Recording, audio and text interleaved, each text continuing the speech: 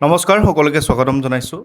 আপোনালোক সকলোৱে জানে যে যোৱা ২৬ জুলাই তাৰিখে আমি গৈছিলোঁ সোণাৰীলৈ আৰু সোণাৰীত যে এখন গাঁৱলৈ গৈছিলোঁ যিখন গাঁৱত লোকসকল আচলতে বানত আক্ৰান্ত হৈছিলে আৰু তাৰে ২১০টা পৰিয়াল বা ২১০জন লোকক আমি যি সামগ্ৰীৰ টোপোলা লৈ গৈছিলোঁ সেইখিনি আমি বিতৰণ কৰিবলৈ সক্ষম হৈছিলোঁ য'ত আপোনালোকে বিভিন্ন ধৰণে সহায় কৰিছিলে বিভিন্নজনে ঘৰলৈ আহিও মোক কিছু মূল্য দিছিলে আৰু আপোনালোকক জনোৱা আহ্বানৰ প্ৰতি সঁহাৰি জনাই আপোনালোকে সহায় সহযোগ কৰিছিলে আৰ্থিকভাৱে সহায় কৰিছিলে বিভিন্নজনে ওচৰৰ পাজৰৰ লোকসকলে আহি কাপোৰ কানিও তেওঁলোকে দিছিলেহি যিখিনি লৈ গৈ মই সোণাৰীত দিছিলোঁ এতিয়া কথাখিনি এনেকুৱা হৈছে যে আমি দেখিবলৈ পাইছোঁ শুনিবলৈ পাইছোঁ যে লোকসকল যিসকল বানত আক্ৰান্ত হৈছে তেওঁলোকৰ হাতত বৰ্তমান পৰ্যাপ্ত তেওঁলোকৰ খাদ্য সামগ্ৰীৰ গোট খাইছে অসমৰ ৰাইজে ইমানে সহায় কৰিছে সকলোৱে সহায় কৰিছে যে তেওঁলোকৰ হাতত কিছুদিনলৈ অন্ততঃ খাব পৰাকৈ তেওঁলোকে খাদ্য সামগ্ৰীখিনি গোট খাইছে পানীৰ বটলৰ পৰা আদি কৰি বিভিন্ন ৰেচন পাতি তেওঁলোকৰ গোট খাইছে গতিকে এটা নতুন সিদ্ধান্ত লৈছোঁ লৰালৰি নহয় অকণমান লাহে লাহে কৰিব লগা এটা কাম যিটো কাম আছে আচলতে আমি আজিৰে পৰা 10 দিন পিছতহে কামটো কৰিবলৈ যাম শিৱসাগৰ বা তেনেকুৱা কোনো এখন ঠাইত যিসকলৰ লোক আচলতে বানত আক্ৰান্ত হৈছে এইবাৰ আমি সহায় কৰিম ছাত্ৰ ছাত্ৰীক এতিয়া ছাত্ৰ ছাত্ৰীক সহায় এনেধৰণে কৰিম যে যিসকল ছাত্ৰ ছাত্ৰীৰ স্কুলসমূহ বানত ডুবি গৈছে যিসকল সেইখন স্কুলত পঢ়া ছাত্ৰ ছাত্ৰীৰ কিতাপ পত্ৰ বহি পেঞ্চিল বেগৰ পৰা আদি কৰি যিখিনি প্ৰয়োজনীয় তেওঁলোকৰ স্কুলীয়া সামগ্ৰী ডুবি গৈছে বা উটি গৈছে যিবোৰ তেওঁলোকৰ ভিজি নোহোৱা হৈ গৈছে অনিষ্ট হৈ গৈছে সেই ছাত্ৰ ছাত্ৰীসকলক অকণমান সহায় কৰিব পাৰিম বুলি এই ভিডিঅ'টো প্ৰস্তুত কৰিছোঁ আমি ইতিমধ্যে সিদ্ধান্ত লৈয়ে ল'লোঁ যে যামে বা আপুনি যিহেতু অনুৰোধ কৰিলে আপোনালোকেও বিভিন্ন ধৰণে সহায় কৰে গতিকে আপোনালোকৰ সহায়ৰ জৰিয়তে লগতে আমাৰ নিজৰ ফালৰ পৰা যিখিনি কৰিব পাৰিম সেইখিনিৰ জৰিয়তে 200ৰ পৰা 300 একেবাৰে 300 বুলিও মই কৈ দিয়া নাই 200 বুলিও কৈ দিয়া নাই 200ৰ অধিক হ'ব 300 হয়তো পাবগৈ হয়তো 300 হয়তো নাপাবও পাৰে কাৰণ এই ক্ষেত্ৰত আমি যিসকল স্কুল বানপানীত ডুব গৈছে তেওঁলোক সেই স্কুলসমূহৰ শিক্ষক শিক্ষয়িত্ৰীৰ সৈতে যোগাযোগ অব্যাহত ৰাখিছোঁ আৰু সেই শিক্ষক শিক্ষয়িত্ৰীৰ সৈতে আলোচনা কৰিম যে তেওঁলোকৰ স্কুলত কিমানজন ছাত্ৰ ছাত্ৰী আছে ধৰি লওক সেইখন স্কুলত 150জন ছাত্ৰ ছাত্ৰী আছে তাৰে কিমানজন ছাত্ৰ ছাত্ৰী ক্লাছ 1ত পঢ়ে কিমানজন ছাত্ৰ ছাত্ৰী 2ত পঢ়ে ঠিক তেনেকৈ LP স্কুলবোৰ আমি বাছনি কৰিছোঁ দুখনমান স্কুল বাছনি কৰিম যে ক্লাছ 1ৰ পৰা 5লৈকে পঢ়া ছাত্ৰ ছাত্ৰী 200ৰ পৰা 300ৰ ভিতৰত আমি সহায় কৰিম গতিকে লৰালৰিকৈ লোৱা সিদ্ধান্তবিলাক ভুল হয় যে মই একেবাৰে হুৰমূৰকৈ অলপ বস্তু লৈ গৈ কিতাপ কানি গৈ দি দিলোঁগৈ সেইটো হয়তো ক্লাছ 1ৰ সামগ্ৰীটো ক্লাছ 5ৰ ছাত্ৰজনে হয়তো ব্যৱহাৰ কৰিব নোৱাৰিব পাৰে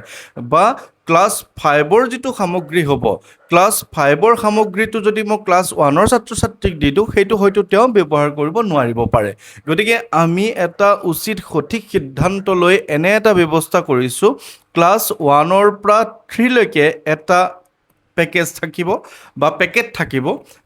তাৰপিছত ক্লাছ 4ৰ পৰা 4 আৰু 5ত এটা পেকেট থাকিব গতিকে আপোনালোকক জনাই দিওঁ যে ক্লাছ 1ৰ পৰা 3লৈকে কি থাকিব যে এটা স্কুল বেগ থাকিব ৰোল বহী 8টনা বহী থাকিব 2খন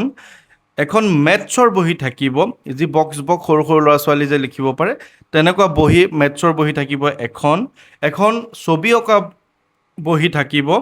পেঞ্চিল থাকিব 4ডাল ৰাবাৰ থাকিব 2ডাল ইৰেজাৰ মানে আপোনাৰ যিটো আপোনাৰ পেঞ্চিল জোঙলা থাকিব 2ডাল ৱাটাৰ বটল মানে পানীৰ বটল থাকিব এটা কালাৰ পেঞ্চিল থাকিব 1 পেকেট ঠিক তেনেকৈ থাকিব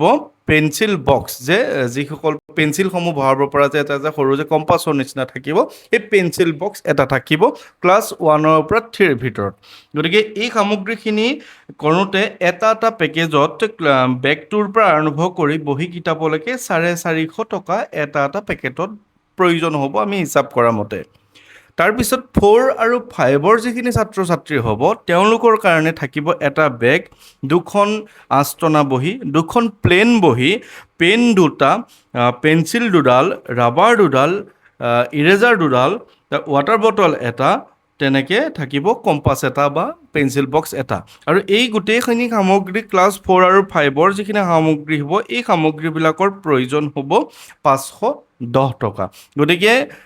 ধৰি লওক মই 510 টকাৰ বা যিটো 4ৰ সামগ্ৰীটো মই ক্লাছ 1ত যদি দি থৈ আহোঁ সেইটোতো উচিত নহ'ব, বা ক্লাছ 1ৰ ছাত্ৰ ছাত্ৰীৰ বস্তুখিনি যদি ক্লাছ 5ৰ ছাত্ৰজনক দি দিওঁ সেইটোতো উচিত নহ'ব। গতিকে এনে কিছু ছাত্ৰ ছাত্ৰী বা এনে কিছু স্কুলৰ শিক্ষকে মোৰ লগত এইকেইদিনৰ ভিতৰত আপোনালোকক অনুৰোধ কৰিছোঁ, যোগাযোগ কৰক যাৰ অঞ্চলটো একেবাৰে বিধ্বস্ত হৈ গৈছে, ছাত্ৰ ছাত্ৰীসমূহৰ বস্তু বাহিনী একেবাৰে নষ্ট হৈ গৈছে, তেওঁলোকৰ শিক্ষক শিক্ষয়িত্ৰীসকলে মোৰ সৈতে যোগাযোগ কৰিবলৈ আহ্বান জনাইছোঁ। আপুনি মোক এটা সঠিক তথ্য দিয়ক যে আপোনাৰ স্কুলত ক্লাছ 1ৰ পৰা 5ৰ ভিতৰত কোনটো ক্লাছত কিমানজন ছাত্ৰ ছাত্ৰী আছে। তেনেধৰণৰ ধৰি লওক আপোনাৰ স্কুলত 300জন ছাত্ৰ ছাত্ৰী আছে, গতিকে এখন স্কুললৈকে যাম, আৰু যদিহে আপোনাৰ স্কুলত 50জনকৈ ছাত্ৰ ছাত্ৰী আছে, তেনেকুৱা 6খন স্কুল আমি বাছনি কৰিম, LP স্কুল। ঠিক তেনেকৈ 100কৈ থাকিলে 3খন স্কুল বা 70-80 এনেকুৱা ধৰণৰ মিলাই মুঠতে 300ৰ ভিতৰত আমি বাছনি কৰিম। গতিকে এই কথাটো আপোনালোকক মই এইকাৰণে কৈছোঁ যে কথাখিনি লৰালিকৈ কৰিলে আমাৰ ভুল হৈ যাব। গতিকে সময় লৈছোঁ, 10 দিনমান সময় লৈছোঁ, যিহেতু এতিয়া এনেও স্কুল নোখোলে, সেইখিনি স্কুলত বিভিন্ন ধৰণৰ বিপৰ্যয় হৈয়ে আছে, ছাত্ৰ ছাত্ৰীসকলকোতো পঢ়িবলৈ এটাতো পৰিৱেশ লাগিব। গতিকে আজি যদি লৰালিকৈ গৈ মই 2খন কিতাপ লৈ আহোঁ, দি দিওঁগৈ, বা 2খন বহি দি দিওঁগৈ, এতিয়া পৰিস্থিতিত সেই বহি 2খন কামত নাহিব। গতিকে মানুহখিনি অকণমান চিজিল হৈ লওক। 10 দিনৰ পৰা 15 দিনৰ ভিতৰত, অৰ্থাৎ 10ৰ পৰা 15 তাৰিখৰ ভিতৰত আগষ্ট মাহৰ মই যাম, আৰু আপোনালোকে যেনেধৰণে আগতে মোক সহায় সহযোগ কৰিছিলে, ঠিক তেনেধৰণে এই সামগ্ৰীখিনি কিনোতে আপোনালোকে সহায় সহযোগ কৰিব পাৰে। কাৰণ আপোনালোকক মই কৈছোঁৱেই যে যদি 300 ছাত্ৰ ছাত্ৰী এভাৰেজ মই 450 টকাকৈও ধৰোঁ, তেনেহ'লে 1.5 লাখমান টকা এটা প্ৰয়োজন হ'ব। যোৱাবাৰ যিখিনি আপোনালোকে মোক সহায় সহযোগ কৰিলে, তাৰে সহায় সহযোগৰ ভিতৰত মোৰ হাতত 20,000 মান টকা এতিয়াও জমা আছে। যে ইমানখিনি সহায় কৰাৰ পিছতো যে 20,000 টকা ইতিমধ্যে মোৰ হাতত একাউণ্টত এতিয়াও জমা আছে। গতিকে সেই 20,000 টকাটোৰ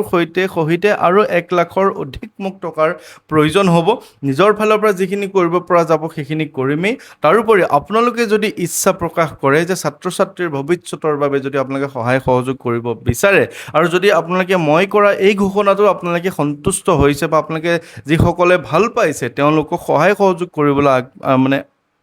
আহ্বান জনাইছোঁ, আপোনালোকে যদি সহায় সহযোগ কৰে আমাৰ এই ডাঙৰ এই ব্যৱস্থাটো কৰোঁতে সহায় হ'ব। আৰু যদি কিবা কাৰণে অতিৰিক্ত টকা হৈ যায়, মইতো আকৌ নাযাওঁ, আৰু কাৰণ মই প্ৰথম এবাৰ গ'লোঁ,